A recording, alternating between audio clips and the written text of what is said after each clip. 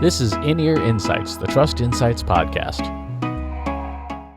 This episode of In-Ear Insights is brought to you by SpinSucks. If you work in communications or public relations, you've heard of the PESO media model, paid, earned, shared, owned, pioneered by Ginny Dietrich and the team at SpinSucks.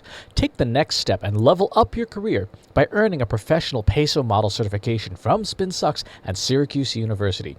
In an 8-week online course, you'll learn PESO model strategy, effective use of all 4 media types, how PESO forms the foundation of your overall communication strategy, and how to tie communications to business impacts like lead generation and overall business goals. When you complete the course, you'll earn an accredited certificate from Syracuse University's S.I. Newhouse School of Public Communications, a powerful tool for setting yourself apart and above in the job market.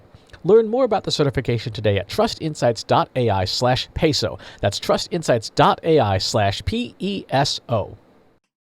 In this special episode of In-Ear Insights, we're doing a series talking about customer and client retention with some of the most successful agency owners we know.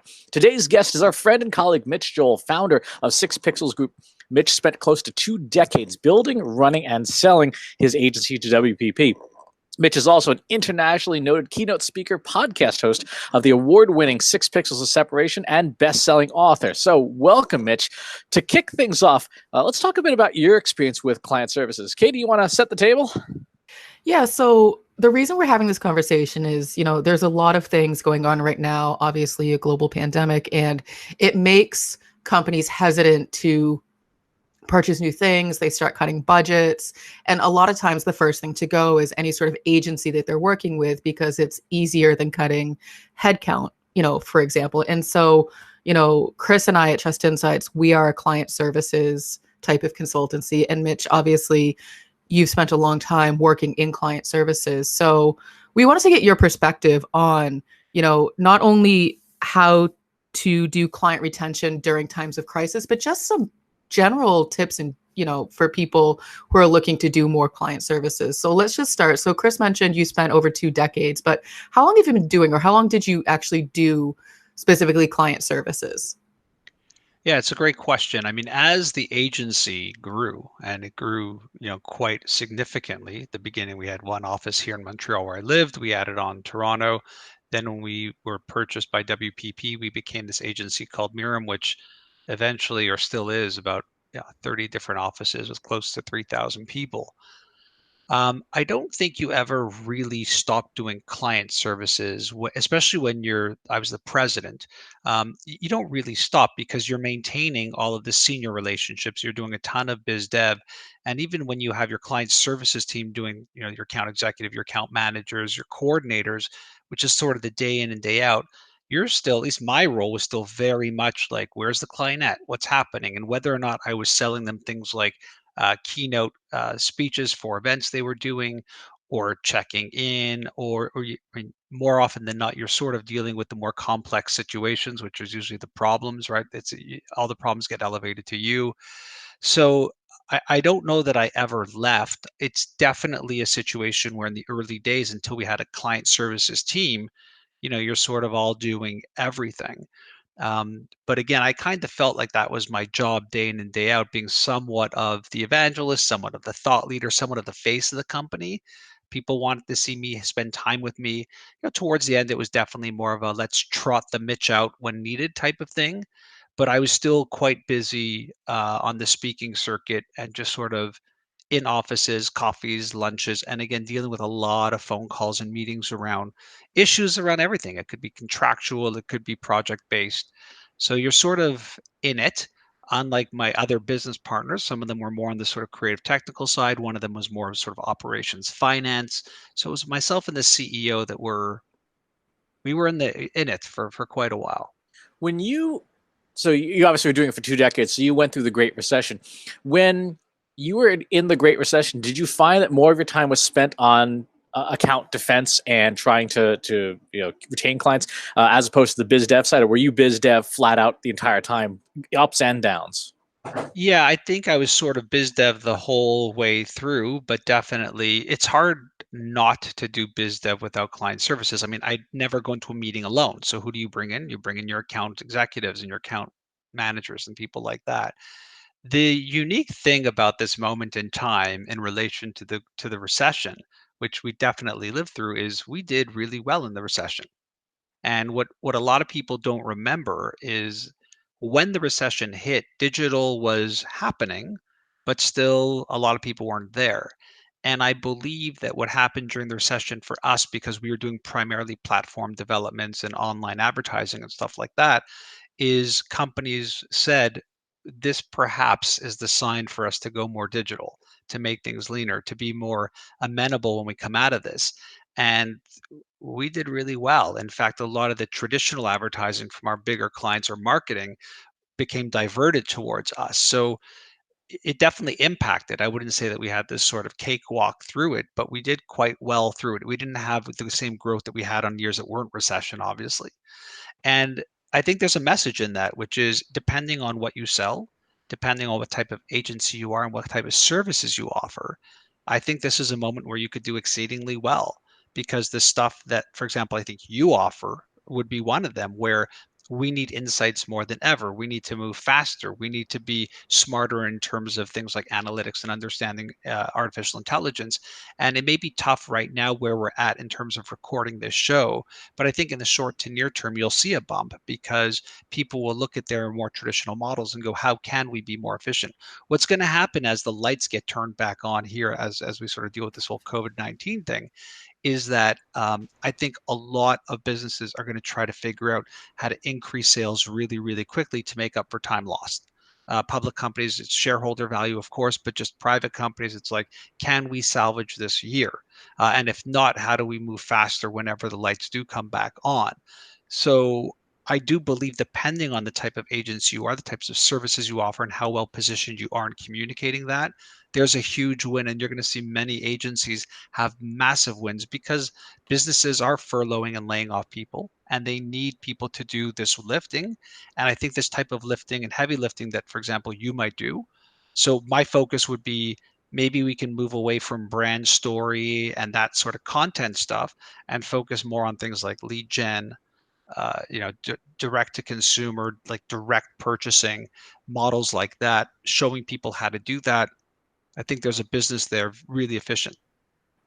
So, one of the things we've been talking about, and I'd love to get your perspective on this, is with our current client base, we're seeing a lot of crisis comms, which is to be expected during a crisis. And so we've been, taking it piece by piece, ask by ask. And so, how, in your experience, how do you go above and beyond for a current client to keep them without setting that expectation that they can always get whatever they want whenever they ask for it? I think the I would reverse engineer that question. I think Sure. what I would do is not focus necessarily on what sort of new things can we bring them that we know they need. I would take a step back and really look at who the client is. If the client is not the CEO, the client is very scared that they're about to be fired, furloughed, or pushed to the side. And I really believe that ultimately the smartest agencies are the ones that are helping that employee stay employed, whatever it may take. Because if they're gone, you're gone. And we had a mandate for many, many years that was not just sort of a fake thing like be everybody's friend and be the nice person, but we made it really clear as we were training our account team that when the client's gone, the business is gone, and that your job is to understand what metrics they need for success. What's going to happen in their quarterly review? How long employed are they if there's this whole sort of furloughing and laying of people off? What can you do to make them a superstar? And I would be over delivering on every key indicator that you may have in terms of, clearly don't annoy them all the time because they're probably busy and panicked. But if you know what it takes for them to be successful, for them to get their raise, stay employed, whatever it might be, you should be smart enough to be scouring the world to find them resources to make them more powerful, stronger, and more relevant. And whatever you can do in terms of value add, prepping a deck for them, showing them new information. I would be very suspicious if I were on the client side of an agency suddenly coming to me with a whole bunch of sort of COVID-19 panic strategies and products and services, unless historically that's what I did with them. So, a good example would be in your case, Chris does this sort of lunchtime pandemic email. Now, I don't think I would send that to my clients, but is there a way that you could customize things that might be relevant to their industry, that might give them a sort of bit of insight that they could flip to their team, that they could flip to their boss? I think there's tons of value add in just the agency being somewhat of an infovore, just sort of consuming and being able to parse and give them relevant and powerful information. And that stuff is everywhere. I think the challenge that I see is like when I look at my inbox, it's all like how to survive through a pandemic, how to work from home, how like it's kind of very pedantic to me. I think if someone is curious about that, they can find it. And I don't necessarily know that, a lot of people that I know are the thought leaders in that, or the people my go to. So figure out where you're the go to and provide tremendous value there. If they start asking about things like crisis comms and things like that, I think it's fair ball for you to jump on it and be like, sure, that's really similar to how we've done this or that for you. Let me sort of show you what that might look at. And then I would not just be sort of proposal, here you go, but I would give value in that scene also, so that they really have something where they can hang their hat on and go, I know Trust Insights may have never done crisis comms, let's say, but based off of what I've seen them do over here, based off of what they showed me in terms of how they're thinking, and this sort of free result that they gave us is just a teaser, we should go down this road. It makes a lot of sense that you phrase it in that way. It's funny. I saw something that somebody posted basically along the lines of, I didn't know that so many CEOs were here for me during this uncertain time, because that's really all you're seeing. And it's not something of value. But, to your point about, Chris's research into what's currently going on, we have actually been able to use that information to help our clients understand what to do with their digital channels, because it's really the same kind of analytical insight that we do all the time, just in a slightly different context or with a little bit of different third-party data than we would normally use. So instead of, Google Trends or the Bureau of Labor Statistics, we're looking at more of the healthcare data to help understand the patterns of what you should be doing with your CPC or your ad spend or your social media right now. So it is interesting that you're putting it in a very pragmatic way of keep doing what you do. Don't suddenly try to change course and be everything to everyone and be the expert if you're not. But, do what you do best. Just make sure it's, in the right context. Yeah, and even when you said that, Katie, I had a bit of that twinge in my stomach, like, ooh, be careful how you present it, Sure. because sometimes it can feel desperate. And desperation is a strange thing. If you are sending messages that make you sound desperate to the client, they're going to sort of feel that and push up. People are desperate enough, they don't need more of that headache. If it feels authentic and real, it'll be powerful. I'll give you an example from my world now. I'm not in the agency world anymore, but I do a lot of public speaking. Now would be a bad time to be sending emails asking about their upcoming events, or when they're starting to think about events. They're panicking. They're not in the mood for that. But my good friend Scott Stratton, who I think both of you know as well, who's a great speaker, he sort of started looking at his list of all of the places he's spoken to and had a relationship with the person, and basically created a video for their team, just sort of saying like, hey, this is Scott, I had such a great time at your event whenever that was. I know things are crazy right now, I just wanted to give you these sort of 3 items to help make you maybe think differently or feel better or whatever it is. It was just a gift, and it was nice. And based off the testimonials he's had from these previous clients on LinkedIn, he knew they might appreciate a note, not to their audience, but to the team that he knew that he had worked with to get to that stage. And when he said that the other day, I sort of went, like, that's the right thing to do, not to be sending emails saying, hey, like when you're ready to start talking about events or just checking in to see how you're doing. It's like nobody needs another email necessarily from business people, at least, to see how they're doing. Everyone's on fire. That's the answer. And so the way to circumvent that is that sort of empathetic generosity gift. And if you don't have that, if you're sitting there going like, I don't think I have that, the answer is then don't do anything, because the last thing you need to be is another email in their inbox telling them about how you're going to help them with their work from home, remote work, and or sales challenges during these unprecedented times, which we like to say a lot in our marketing jargon too.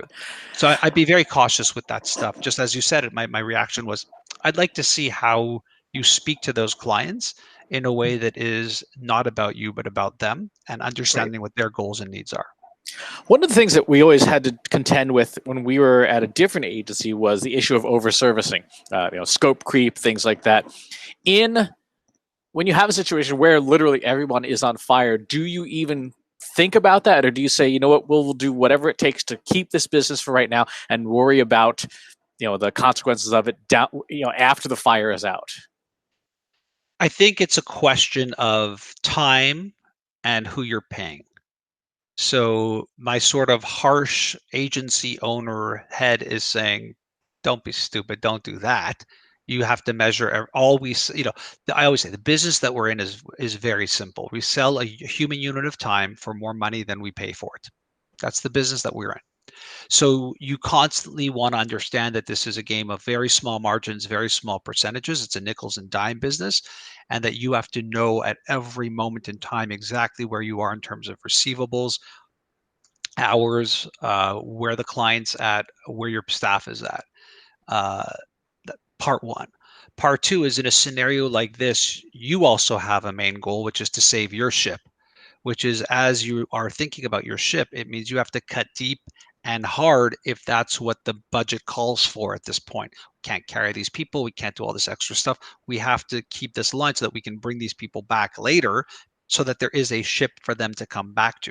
Nobody wins if you go bankrupt, especially you. So it still is a business unless you're switching over to a nonprofit, which I don't think most agencies are these days. So it's a question of that balance. You don't want to be like, I'm not helping them. They're not giving me any mark. You have to think, how long of a relationship has this been? Is this a sort of bill by bill, invoice by invoice, project by project, or is there a real partnership here? How much will they appreciate the extra work we're going to put in? Could those hours be banked and we understand what they are? We're not going to be billing them for them later, but we're going to be understanding that that's where we're at, and so we understand where the margins of that client might be. I'm a very emotional person, so my gut reaction is do whatever it takes to keep the client, of course. But I've also been in the trenches so long that I can't just let my heart run wild, because it can be detrimental to your actual business. Something that you said just sort of struck me, and it was, along the lines of, if you're sending them this information, can they even process it? And so I think that that's a really good tip, is to sort of, really understand where your clients are at on a good day so that you can better serve them on a bad day. So, if your clients are telling you on a good day, this is great, but it's still too much, or we don't have time, then during a time of crisis or on a bad day, sending them extra information isn't really going to do anything because they can't get to it. They're on fire, as you said. And so you want to go above and beyond. You want to do whatever you can, but you also need to have that awareness of how they operate when they're functioning very well. It's like when you start with the client and you want to do a briefing and you start looking at the questions and the download and everything you want to do, and you realize, wow, this is a ton of make work for the client.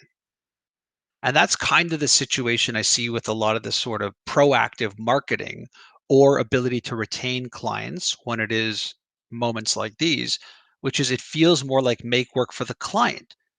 And I've said this to my own team members. I've said this to my peers who are like, "Hey, do you think I should do this, or does this make sense?" To me, you have to look at it and go, "Am I adding on to my client's inbox or their to-do list, or have I just taken four things off of them, and or have I given them something that makes them have superhero powers?" And if you can't do that, you have to be able to step back or side or to the side, but understand that there still is a job of maintaining this relationship. So that's the trouble. This sort of like, you have to I talk about this when I teach about content marketing. It's not just about the platform you publish on or the content you create or how many people you have who are engaged with it. I call it the pulse. It's, you got to know from your audience what is too much. Is it too much that I publish a podcast for an hour every Sunday? The answer is yes, it is too much. But my workaround for it is I make each episode self contained. If you don't like the guest, if you don't like the content, pass. You can come in next week. You're not missing anything. There's nothing from the previous episode. There is no last season sort of review of what happened. So you have to be able to operate your business in that way. You have to know the pulse of your client and the work they're getting. If they're getting pounded by a very overbearing CEO or manager, you adding more emails in there is going to make them eye roll. And as much as they may love you, they will hate you in 3 days as much as they hate their manager, right? But if you are giving them things to constantly throw water on the dragon's fire that's coming down from them, they will see you as being on their side, not being another thing for them to do.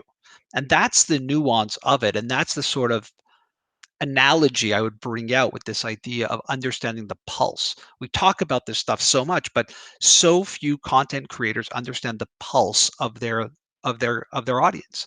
So understand the pulse of their audience. If this is somebody who is, like right now, I'm in a situation where we've got kids, we're home, we're not like Chris Penn, who've been homeschooling for a while. This is all new to us. And when I say we're all on fire, we're all on fire here. It's like I literally came running up the stairs into my office here at home because I was doing, kindergarten and grade 3 work all morning. And if that's your client and you're now adding on to the fact that they only have 3 hours to work in the day, like just imagine how they feel when they see your name in the inbox. And that's the question. Can you remove yourself and astral project yourself into their body and literally go, what would it feel like to get this email, considering that they are working from home, they've got kids, they're doing homeschooling. There are some people where they're older and they don't have kids and they're home alone, they're completely isolated, and all they want is to get a note from Chris Pant. Like that would be the greatest thing, is to get a call from Katie. That's a different client. So you have to deal with that pulse differently. The problem is we send emails as we feel, and we expect the recipient to read them that way. That's not what happens. People read emails, not how you wrote them, but how they feel in that moment. So smart. I've been writing down notes as you've been talking and sort of like really good quotes. And you saying don't be another thing for your client to do. I think if nothing else, if people don't take away anything else, that is such a smart piece of advice. And so one thing, so obviously it sounds like you've been through a lot of different types of situations. We've all been through the 2008, recession. What was one thing as you were working with clients or working through, crisis or, whatever was going on with them on their bad days? What was one thing that people don't expect to prepare for that maybe came up for you? Give me, so I'm not sure I captured the question. What do you So mean? essentially, when you're doing, crisis comms, or your client is going through their own like crisis within their company, or sort of what we're dealing with now, which is a more of a global crisis. There's you always have these contingency plans of, if this comes up, we'll do this. If this comes up, we'll do this. Are there things that came up in your experience that you had no idea that you should have been prepared for? Oh, I mean, my well, let me take a step back and just give you my general theory of agency life is sometimes the wind is in your sails and sometimes it isn't. And you could be doing the exact same things with the exact, even sometimes better work, and the wind is just not in your sail. And so, how many times did we have a big pitch, massive national piece of work? We win it, unbelievable through marketing. Then suddenly they change the e-commerce person at another side of the business. They want to bring in their person. What? We just spent months. We won the business. How many times have we been down the road? Things are great. New president comes into the organization, puts everything on freeze, or they don't get marketing frozen. I mean, it's a net. I mean, what is an agency if not constant moments like this? I've had people come in and quit on us. And when we said, well, how much time are you giving us? They're like, I'm double parked outside, you know? So I sort of look at my time in the agency business as, especially when you're senior and you're one of the leaders, as all you're dealing with are these sort of sudden, crazy, insane problems. So if there's any industry that is somewhat buffered from sudden chaos, it should be the agency business. It comes from within, it comes from team members, it comes from other departments, it comes from clients, it comes from changes in laws and registers. We worked with a lot of large national, multinational brands that were highly complex, and some of them were highly regulated. A law changes and everything is just gone. It's very similar to the world we see now. In fact, every Monday we had our partners meeting, which was we were 4 business partners in the Canadian operation. We then had a bigger leadership one. And to this day, we still have what we jokingly call our partners meetings or lunches. The 4 of us are still really, really tight. And we were talking about this very recently, actually, about how it would probably be really tough to be running the business right now. And then that being said, as we looked around, we realized that between the 4 of us, there was a tremendous amount of knowledge and understanding about how to keep the ship steady and point it in the direction, because there was a familiarity with each other, an understanding of who has what, sort of like almost like watching a rowing team or a bobsled team, that they just know how each other works. So I think that that is part of the real strategy, is understanding that clients really love confidence. They love confidence. They love knowing that if I work with Trust Insights, it's done. I don't have to think about it. There's not problems. It's done. So I think the more you can take the fact that it's the duck analogy, right? That you're sort of, it looks to the client like you're floating on water. Underneath the legs are, hey, if we gave you this $600,000 piece of business, can you do it? Of course we could do it. This is what we do. And then you turn to each other and you're like, who do we hire for this? We don't have $600,000 worth of human time sitting on a bench. No agency does. So I really do look at scenarios like this and think I'm so well suited for it in terms of client services, in terms of talking about it, because every day was COVID-19, basically. Every day was some weird pandemic sprouting up that came from, it's funny. Like I saw there was I think it's a startup newsletter or something, and they have a podcast now called Black Swan. I'm like, this isn't a black swan. This is a white swan, right? A black swan is every so often these things happen. A white swan is never saw it coming. So in the agency business, I mean, there were so many days where we just sort of looked at each other and went, never saw that coming. That's pretty wild. When you look back at what all of the clients, your most long-standing clients had in common, what were the things that you did above and beyond the basics, above and beyond, have the relationship, reinforce the relationship, deliver competence, deliver confidence? What were some of the outliers that you're like, that's something that maybe we should take that and port that to other clients to see if it helps retain them as well, because it was unusual and different than what above and beyond the basics? Yeah, it's a great question. And I think that question led to our success, because you start off in the agency business with, I want to work with cool brands. I want to work on cool projects. I want to work on the cutting edge. I want to do this. I want to do that. And we did too. And we realized that a lot of times those clients know that.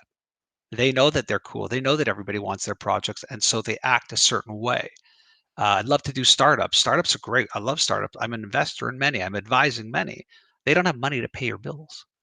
And so what we learned as we went is that as we got to more senior executives who were more seasoned executives who weren't all into that stuff, but were into the actual function of marketing, we did really, really well.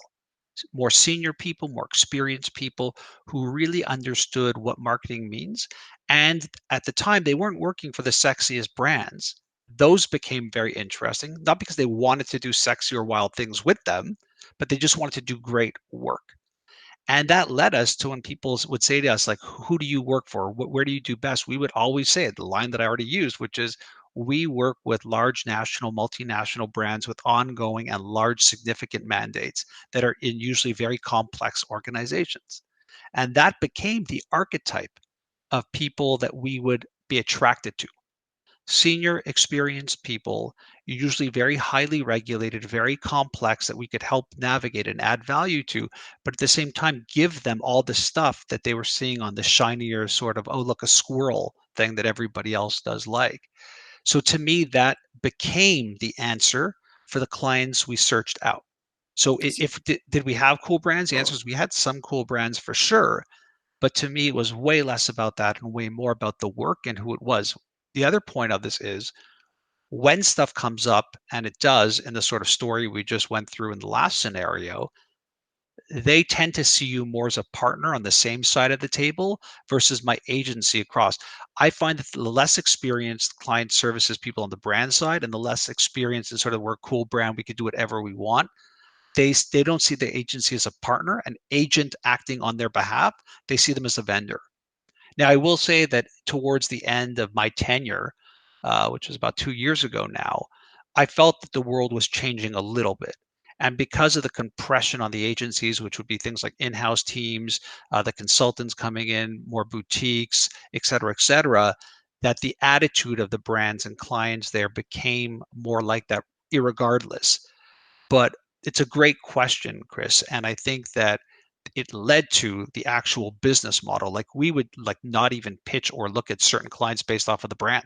We'd be like, it's not for us. We're not going to do well there. Sort of the equivalent of going after the wallflowers at the dance. Like these are the folks who are decent people that you would feel perfectly fine working with, but they're not the center of the attention. They're not in the middle of the dance floor. Like, yeah, that person might be interesting to work with. It's so funny because my one of my business partners is older than we are. We're all in sort of similar age range, I think, the three of us, and bit of the gray hair. Now we're the gray hairs, but back then this person was the gray hair. And he would often say to me, it's a young person's game. He's in amazing shape. I always say he's like groundskeeper Willie. He takes off his shirt and he's like jacked. And I would always say, like, it's amazing how well in shape you are, how you look younger than I look. And he would always say it's a young person's game. There's a lot of ageism in marketing, especially digital, I find. We see that when we go to the bigger events. We loved the fact that we would almost use reverse ageism to a certain degree. Like we went for senior executives. We wanted people who had done this at least 7 to 10 years, who maybe they worked for the cool brands, but now they're at the sort of bank or whatever, and we could be their partner.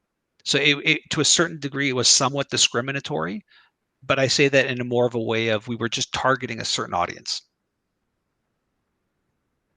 And you So should do that as an agency. You should do that. You should figure out who will we work best with, who can we support best, and who will appreciate our work the most. Because right now, if you can't answer those questions in relation to your own ethos, that client is gone at one point.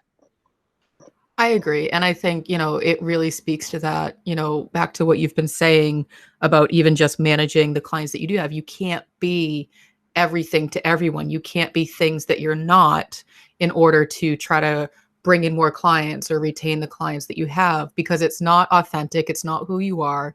It's not in your wheelhouse.